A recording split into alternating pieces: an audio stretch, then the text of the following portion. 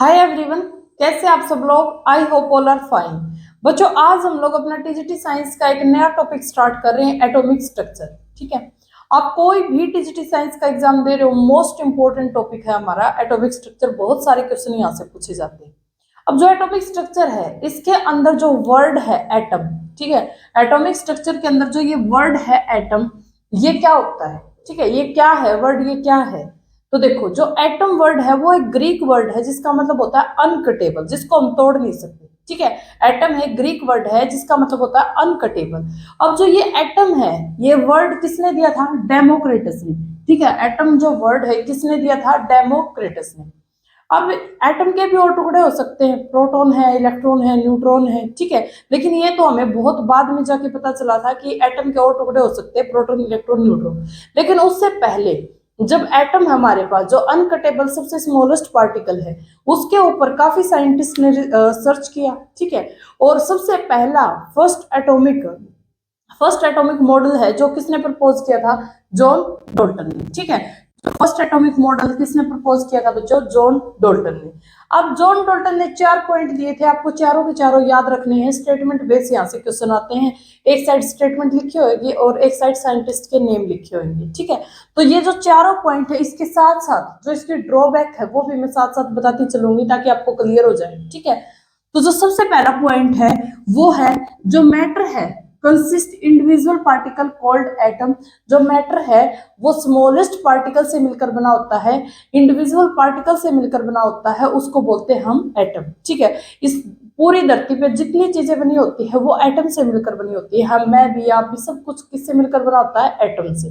जो पहला पॉइंट क्या है कि जो मैटर है वो कंसिस्ट इंडिविजुअल एटम। ठीक है, all the atom in a given element, एक एलिमेंट के अंदर जितने भी एटम है, all the atom of a given element have identical property including identical mass. उसकी जो प्रॉपर्टी है वो भी आइडेंटिकल होगी और उसका जो मास है वो भी आइडेंटिकल होगा। एक एलिमेंट में जितने भी एटम है वो क्या होंगे? आइडेंटिकल होंगे। ठीक है, तो इसने ये इंपॉर्टेंट पॉइंट है, एक बार फिर से रिपीट कर देती हूँ। All the atom in a given element, एक एलिमेंट के अंदर all the atom have identical property, उसकी जो प्रॉपर्टी है वो भी आइडेंटिकल होगी, इंक्लूडिंग आइडेंटिकल मास, मास भी क्या होगा? आइडेंटिकल। बट यहाँ पर ये चीज फ्लॉप कर जाती है। क्यों? क्योंकि हमारे पास आइसोटोप आते हैं। ठीक है, एग्जाम्पल क्या है इसका? फ्लॉप क्यों होगी? क्योंकि आइसोटोप की डिस्कवरी के बाद अब यहाँ पर हाइड्रोजन है, ड्यूटेरियम है, ट्रिटियम है। ठीक है, तो इनकी जो प्रॉपर्टी है तीनों की, ये एटम है, एक ही एलिमेंट के हैं, हाइड्रोजन, ये क्या है? इसका आइसोटॉप, हाइड्रोजन का आइसोटॉप है, हाइड्रोजन, ड्यूटेरियम, ट्रिटियम। ठीक है, तो ये क्या है? इनकी प्रॉपर्टी भी बिल्कुल अलग है और इनका मास भी बिल्कुल अलग है। ठीक है, तो यहाँ पर ये चीज क्या कर जाती है? फ्लॉप कर जाती है। इसका मेन पॉइंट तो यही है, इंपॉर्टेंट पॉइंट भी यही है। ठीक है, दूसरे इसी के अंदर क्या लिखा था इसने?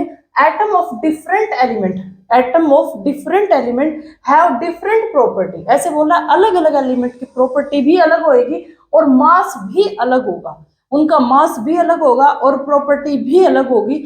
बट यहाँ पर फ्लॉप क्यों कर जाती है? क्योंकि आइसोबार की डिस्कवरी हो जाती है। ठीक है, फ्लॉप क्यों कर जाती है? क्योंकि आइसोबार की डिस्कवरी हो जाती है। इसने क्या बोला था? डिफरेंट एलिमेंट है। ठीक है, एलिमेंट क्या है? डिफरेंट, उसकी प्रॉपर्टी भी डिफरेंट होएगी और उसका मास भी डिफरेंट होगा। बट यहाँ पर इसका ड्रॉबैक क्या है? क्योंकि आइसोबार की डिस्कवरी होगी। अब ये देखो, आर्गन, ये तीनों एग्जांपल है इसके। ठीक है, इसका जो मास है बिल्कुल क्या है? सेम है। ये क्या है? आइसोबार्स है, इनके मास क्या है? बिल्कुल सेम है। ठीक है, और इसने क्या बोला था? मास क्या होगा? डिफरेंट होएगा, डिफरेंट एलिमेंट का। ठीक है, तो ये 2 point most important.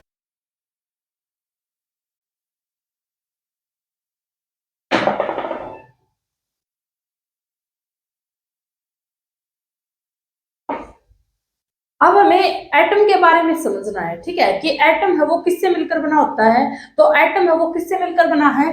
Proton, electron and neutron से। प्रोटॉन, इलेक्ट्रॉन एंड न्यूट्रॉन से। ठीक है, अब जो प्रोटॉन है और इलेक्ट्रॉन है और न्यूट्रॉन है, हमें पता चल गया कि एटम इन तीनों से मिलकर बना होता है। ठीक है, तो जो एटम है वो 2 पार्ट को कंसिस्ट करता है। एटम है वो 2 पार्ट को कंसिस्ट करता है। इसके पास यहाँ पर तो होता है न्यूक्लियस। ठीक है, और यहाँ पर इलेक्ट्रॉन एक फिक्स ऑर्बिट के अंदर राउंड करते हैं, ठीक है, फिक्स ऑर्बिट के अंदर चक्कर लगाते हैं। तो इसके पास दो पार्ट होते हैं, एक होता है न्यूक्लियस और एक होता है ऑर्बिट, ठीक है, एक होता है न्यूक्लियस और एक होता है ऑर्बिट। और जो ये न्यूक्लियस होता है, जो ये न्यूक्लियस होता है, इस न्यूक्लियस के अंदर इसके पास देखो तीन ही चीज है, प्रोटॉन, इलेक्ट्रॉन है और प्रोटॉन, इलेक्ट्रॉन एंड न्यूट्रॉन। तो इलेक्ट्रॉन तो यहाँ पर फिक्स ऑर्बिट के अंदर क्या लगाते हैं, चक्कर लगाते हैं, ठीक है। अभी इनकी जो डिस्कवरी होगी वो सारी चीजें मैं बताऊंगी, किसने दिया था ये एक्सपेरिमेंट, किसने दिया था, यहाँ पर इलेक्ट्रॉन रिवॉल्व कर रहे हैं, ये सारी चीजें हम पढ़ेंगे।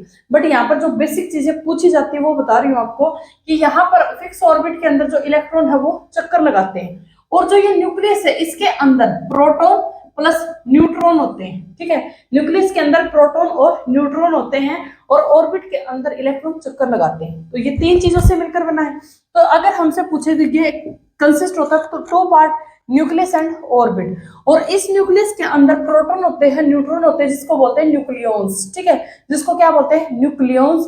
और ये जो न्यूक्लियॉन्स होता है, जो प्रोटॉन और न्यूट्रॉन होता है, जो न्यूक्लियॉन्स होता है, ये किससे मिलकर बना होता है, हमसे क्वेश्चन ये पूछता है। जो ये न्यूक्लियॉन्स है ये क्वार्क से मिलकर बना होता है, ठीक है, न्यूक्लियॉन्स है ये किससे मिलकर बना होता है, क्वार्क से। देखो जो एटम है वो किससे मिलकर बना होता है, प्रोटॉन से, इलेक्ट्रॉन से और न्यूट्रॉन से, ठीक है। अब जो ये प्रोटॉन और न्यूट्रॉन है ये किससे मिलकर बने होते हैं, ये मिलकर बने होते हैं क्वार्क से। और क्वार्क क्या होता है, क्वार्क क्या होता है, एक एलिमेंट्री पार्टिकल है, ठीक है, एक सिंगल पार्टिकल है, एलिमेंट्री पार्टिकल है क्वार्क। जो प्रोटॉन है, न्यूट्रॉन है, किससे मिलकर बने होते हैं, क्वार्क से मिलकर बने होते हैं, जो कि एक एलिमेंट्री पार्टिकल है। क्वेश्चन यही पूछेगा, ठीक है। अब जो ये क्वार्क है ये दो टाइप का होता है, up quark and down quark, ठीक है। क्वार्क है कितने टाइप का होता है, दो टाइप का, up quark and down quark. और अप क्वार्क के पास चार्ज होता है +2/3, डाउन क्वार्क के पास चार्ज होता है -1/3, ठीक है। अप क्वार्क के पास चार्ज कितना होता है 2/3 प्लस का, और डाउन क्वार्क के पास कितना होता है -1/3, ठीक है। तो जो प्रोटॉन है, प्रोटॉन के ऊपर अब हमें ये पता होना चाहिए कि प्रोटॉन, इलेक्ट्रॉन और न्यूट्रॉन इनके पास चार्ज क्या क्या होते हैं, ठीक है। तो पता है, देखो प्रोटॉन है उसके ऊपर होता है +1 चार्ज, ठीक है, न्यूट्रॉन है उसके ऊपर होता है 0 चार्ज, और इलेक्ट्रॉन है उसके ऊपर होता है -1 चार्ज। तो इनका जो चार्ज है +1, 0, -1, ये इनके ऊपर क्या होते हैं, चार्ज होता है, ठीक है। और क्वार्क के ऊपर चार्ज क्या होता है, अगर मैं पूछूं अब क्वार्क के ऊपर चार्ज क्या होता है, तो आप क्या बताओगे, +2/3। डाउन क्वार्क के ऊपर चार्ज क्या होता है, -1/3, ठीक है। अब मैं अगर पूछूं कि प्रोटॉन कितने क्वार्क से मिलकर बना होता है, ये जो प्रोटॉन है ये कितने क्वार्क से मिलकर बना होता है, तो यहाँ पर देखो 2 अप क्वार्क +1 डाउन क्वार्क, ठीक है। कैसे आया ये, 2 अप क्वार्क +1 डाउन क्वार्क, ठीक है। तो 2 इंटू अप क्वार्क की वैल्यू कितनी होती है 2/3, तो प्लस का 2/3 +1 डाउन क्वार्क -1/3, ठीक है। तो यहाँ पर कितना आ गया 4/3 -1/3 +1, ठीक है। तो चार्ज भी कितना होता है इसके ऊपर +1, इसीलिए देखो प्रोटॉन के ऊपर कितना चार्ज होता है +1। अगर मैं क्वार्क्स में पूछूं ये कितने क्वार्क से मिलकर बना होता है, तो कितने 2 अप क्वार्क +1 डाउन क्वार्क, ठीक है। इसी प्रकार न्यूट्रॉन किससे मिलकर बना होता है 1 अप क्वार्क +2 डाउन क्वार्क। कैसे आया ये 1 अप क्वार्क की वैल्यू कितनी होती है प्लस का 2/3, ठीक है, +2। डाउन क्वार्क की वैल्यू कितनी होती है -1/3, 2/3 -2/3 इज इक्वल टू इसके ऊपर चार्ज भी कितना होता है 0 ही होता है। तो ऐसे हम ये निकाल सकते हैं। एटम किससे मिलकर बना होता है, प्रोटॉन, इलेक्ट्रॉन, न्यूट्रॉन से, ठीक है।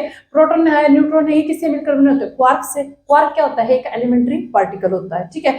आपसे पूछ सकता है प्रोटॉन है वो कितने क्वार्क से मिलकर बना होता है, तो 2 अप क्वार्क +1 डाउन क्वार्क। अब हमसे पूछे न्यूट्रॉन कितने क्वार्क से मिलकर बना होता है, तो 1 अप क्वार्क +2 डाउन क्वार्क से, ठीक है।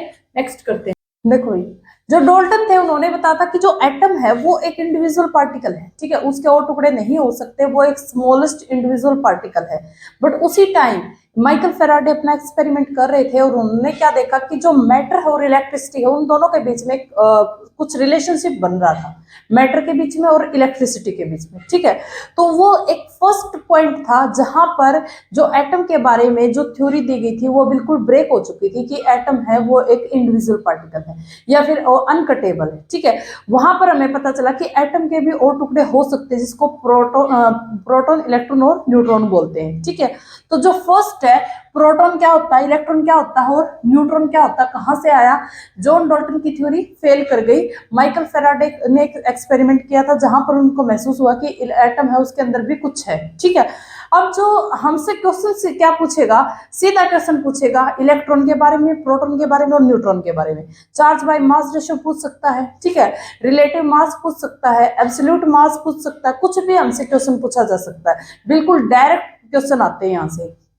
तो हमें बिल्कुल सिंपल जो मैं बता रही हूं इसको याद करना है, डायरेक्ट क्वेश्चन यहाँ से पूछे जाते हैं। फर्स्ट क्या है, इलेक्ट्रॉन। इलेक्ट्रॉन के बारे में क्या पूछेगा कि उसकी जो डिस्कवरी है, इलेक्ट्रॉन की जो डिस्कवरी है वो किसने की थी, तो जो इलेक्ट्रॉन की डिस्कवरी है वो जे थॉमसन ने की थी, ठीक है। इलेक्ट्रॉन की जो डिस्कवरी है वो किसने की थी, जे थॉमसन ने, और नेम दिया था स्टोनी ने, ठीक है।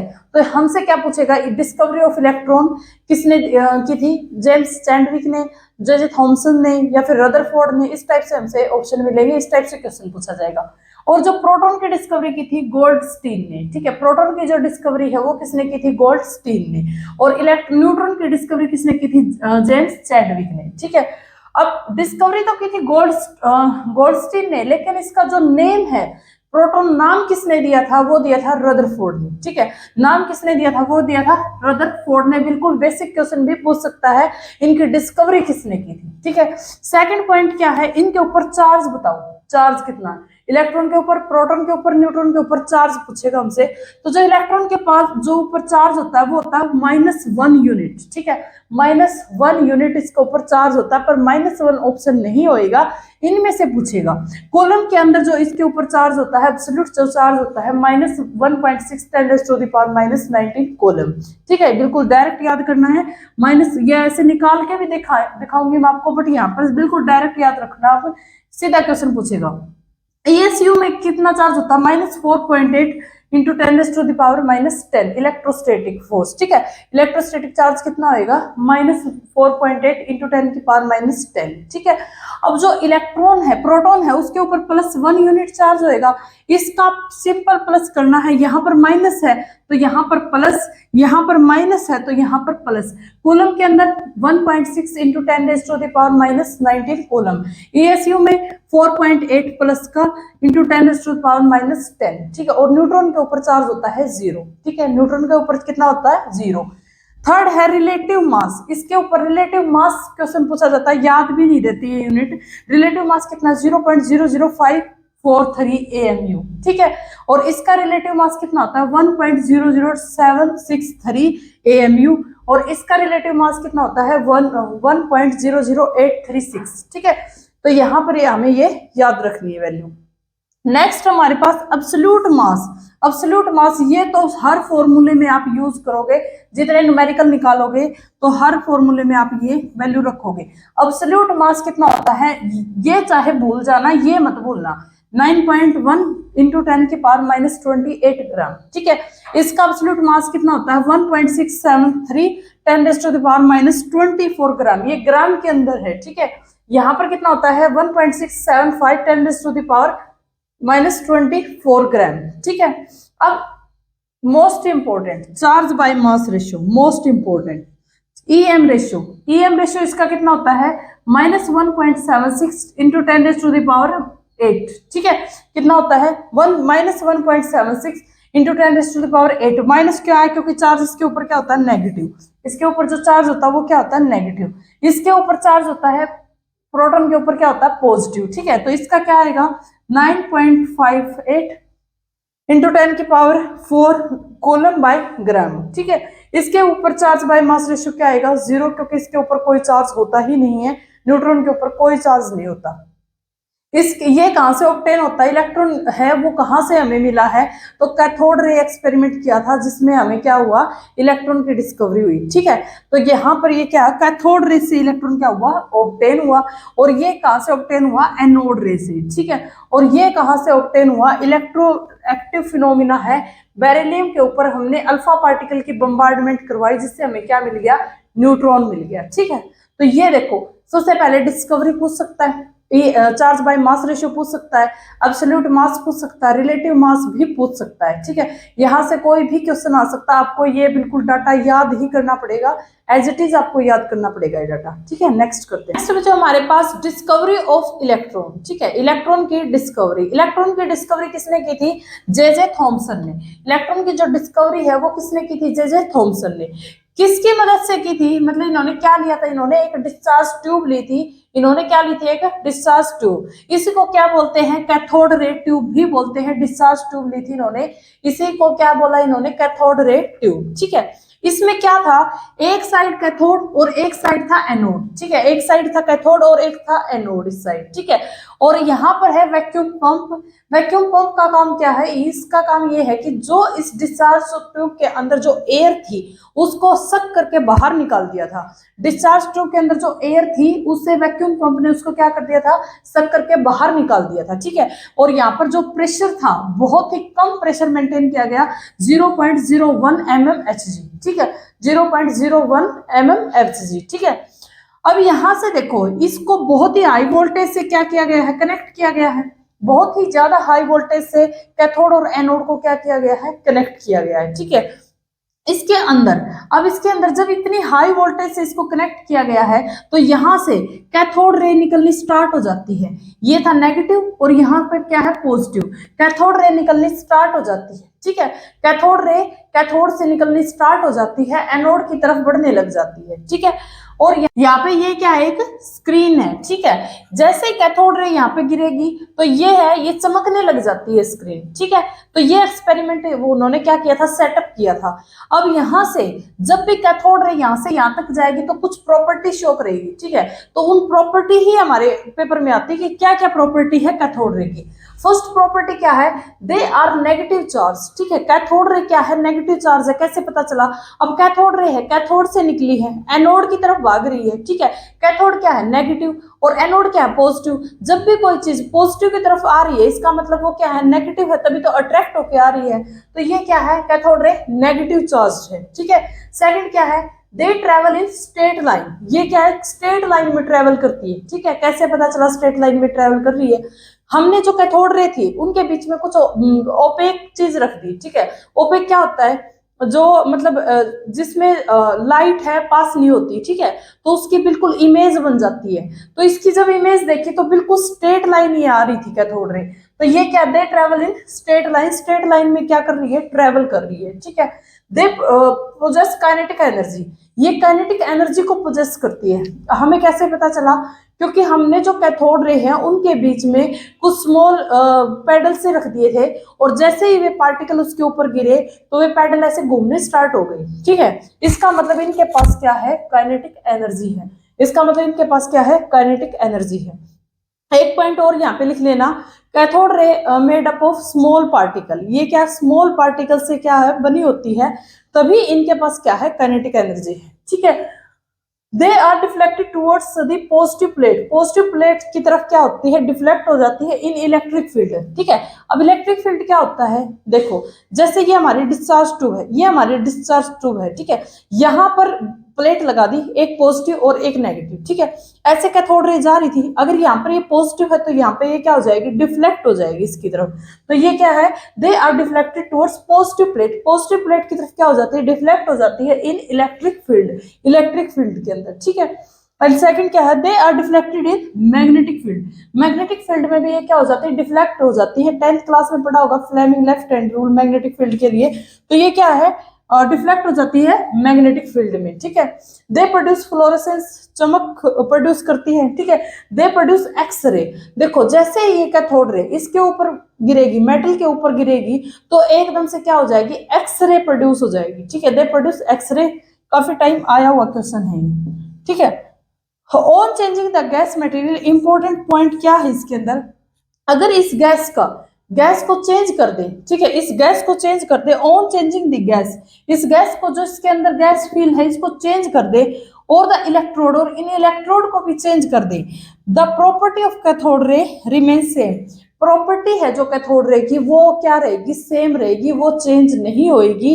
चार्ज बाय मास रेशियो भी सेम रहेगा, ठीक है। इसी को property of the cathode ray क्या रहेगी, सेम रहेगी। इसी को क्या बोलते हैं, ये फंडामेंटल रे है, इनको बोलते हैं इलेक्ट्रॉन, ठीक है।